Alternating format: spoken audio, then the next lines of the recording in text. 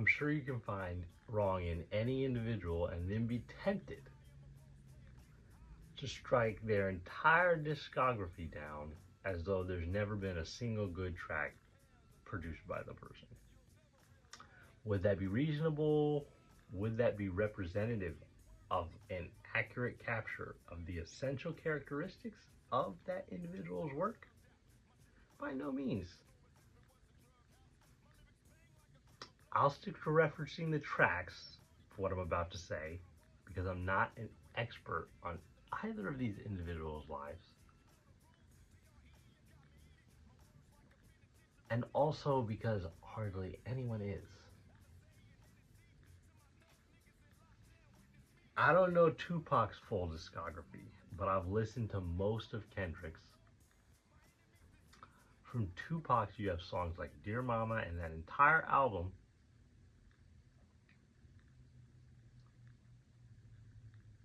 And Can't See Me.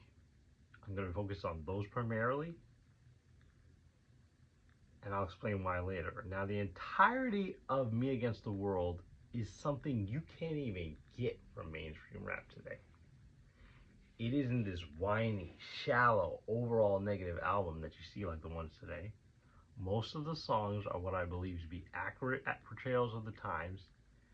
And then we have tracks like Dear Mama that capture a reality many of us feel about our parents, despite our disagreements or grievances about how we grew up. It's more than Kendrick could cover on any track or subject. He does it without unnecessary references to anything and everything that might have a slight but unimportant relationship to the subject, the theme of the track. It's in words most of us can understand, while much of Kendrick Lamar is references to things that require you to pull out your phone to understand without it saying anything substantial or positive. Kendrick's songs, as he says himself, are a reflection of the culture, but it's a reflection of what's wrong with the culture without a positive message, a substantial positive message. Correct me if I'm wrong, but in Wesley's Theory, because you have to pull out Google to understand the song, but Wesley's Theory and many other songs by him paint a picture of America and life that's quite bleak. In an interview about the song, Kendrick explains he wrote it but wanted people to know that it's up to you and not the institutions to teach you certain important things. Now, that could be a good, that entire statement sounds correct to me, right? But nowhere is that illustrated in the song. The song is confined to showing what might be a naive person in the first verse, and then a broad stroke of a negative America and life in the next. Not to mention the reference to a white woman that no white person seems to have a problem with. Yet it's a problem if Drake says he likes white women. Make it make sense. And this kind of stuff is pervasive in Kendrick's work.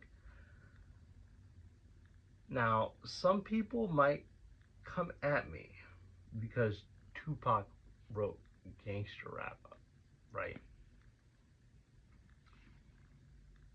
Can't See Me might not be the best example to use, but I'll use it because I love the song. To me, this is the equivalent to a gangster movie. Some might argue it glorifies violence and crime, right? But the track's particularly vague when it comes to directly applauding random acts, and it's more so about his supposed enemies.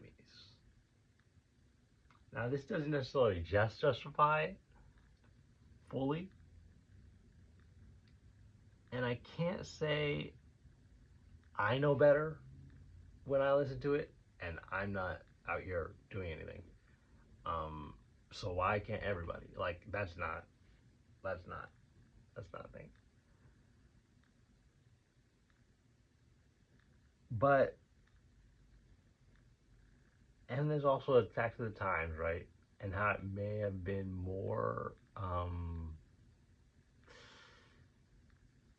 it may have affected people more then than it does now.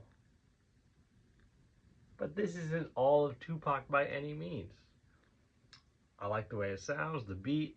I'm not certain that everything in the song is as simple as come at me and I'll do unspeakable things to you. You know, this is like, that would be a mischaracterization if you ask me. But back to Kendrick. He's regularly perceived as being pro-black, while someone like Drake is regularly accused of essentially being a traitor, a culture vulture, or just too white. We talked a bit about the view of America Kendrick displays. Who do you think would want you to adopt that view? The kind of guy that shows up on Jubilee and openly refers to himself as a fascist? Or just a rational, considerate, ambitious person who just cares so much about you for some reason? I don't know. When Kendrick implies that he likes stretch marks, independent of the love of his life, which would be a whole different thing, right? Or when he suggests that only someone who supports a black business like FUBU could possibly be a positive force in the culture. Does that sound like anything a sane individual says? Now, some of you are going to say, yes, I believe those things.